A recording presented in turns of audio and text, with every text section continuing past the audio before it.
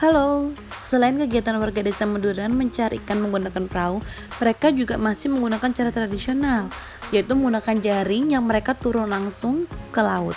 Nah, salah satu kegiatannya adalah mencari ebi atau udang rebon yang biasa kalian tahu.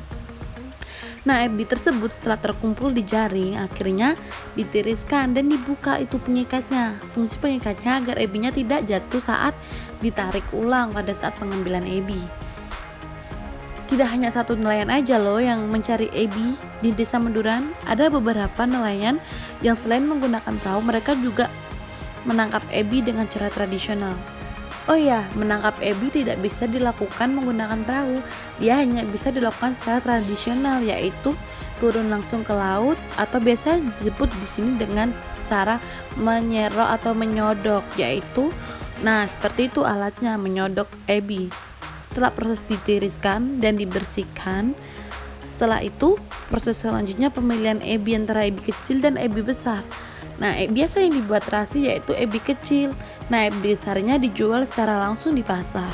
Setelah proses tersebut, maka dilakukan pemilihan dan biasanya mereka juga menggunakan es batu biar ebinya tetap fresh. Setelah itu melakukan proses penjemuran ebi untuk ebi yang kecil untuk digunakan sebagai bahan terasi. Kegiatan ini berlangsung selama 1-2 hari tergantung cuaca.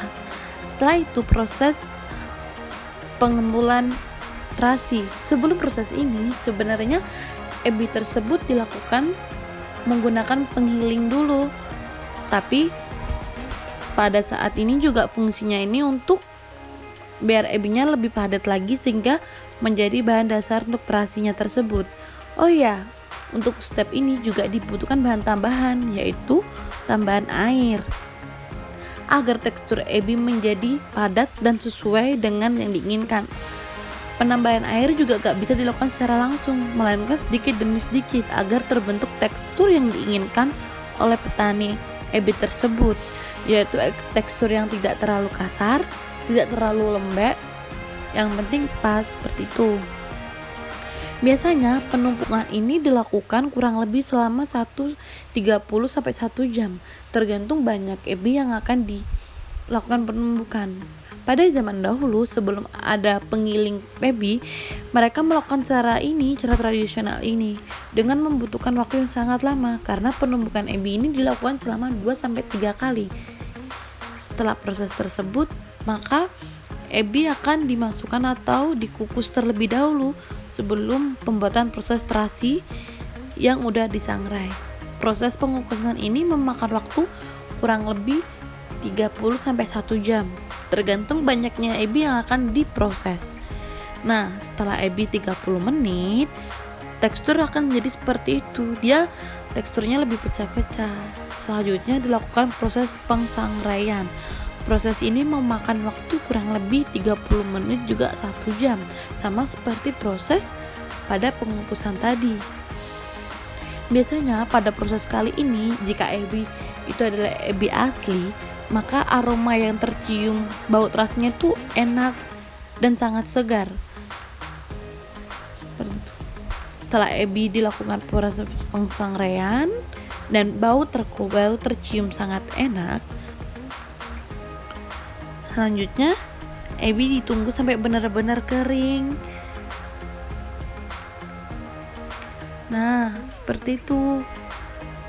Dan semua cara yang dilakukan petani rebon di Tuban, khususnya di Meduran, masih menggunakan cara tradisional dari awal sampai akhir.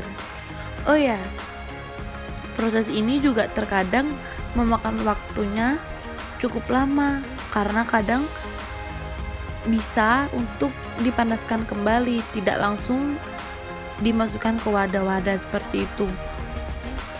Tapi jika ebi sudah dirasa cukup teksturnya untuk dimasukkan ke wadah, mereka biasanya langsung memasukkan ebi tersebut di dalam wadah-wadah yang telah disediakan. Sebelum dimasukkan ke wadah, ebi-ebi tersebut dikeringkan, didinginkan terlebih dahulu. Nah, seperti ini proses pendinginan ebi, didiamkan aja dulu. Ini untuk jenis terasi yang sudah matang. Di Desa Menduran juga ada dua jenis terasi, yaitu terasi pengepul biasa seperti pada video ini, atau biasa disebut terasi yang belum matang.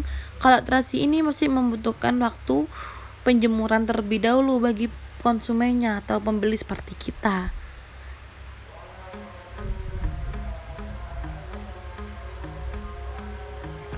Biasanya kalau terasi seperti ini tuh dibentuk kotak-kotak. Bedanya sama terasi yang sudah disangrai, kalau disangrai bisa ditaruh di tempat yang sudah ditentukan di wadah seperti itu dan bisa langsung digunakan. Kalau biasanya terasi seperti ini membutuhkan waktu lagi untuk proses penjemuran bagi konsumen atau pembeli. Dan selanjutnya terasi dikepul-kepul agar menjadi tekstur kotak seperti yang telah ada pada umumnya jenis-jenis terasi. Oh ya, jangan khawatir, ubin yang untuk mengepul-ngepul itu udah bersih ya, udah dibersihkan terlebih dahulu sebelum akhirnya digunakan. Biasanya untuk terasi yang dikepul-kepul itu berkisaran 1 gram atau 250 gram tergantung peminat atau pemesanan. Setelah terasi dirasa bentuknya udah cukup menarik, ditambah air agar dia lebih padat dan lebih mudah untuk dibentuk seperti kotak-kotak yang ada di video ini. Nah, untuk terasi yang telah disangrai, kita taruh di wadah seperti itu, dipindahkan untuk menjadikan produk rebranding untuk kelompok kita. Terus kita kasih label, karena biasanya warga menjual terasi tanpa label, dan hal tersebut banyak dijual lagi oleh orang-orang yang mengatasnamakan itu milik dia. Dan ditimbang 100 gram plus wadah. Ini before after sebelum di rebranding. Oke, see you. Terima kasih.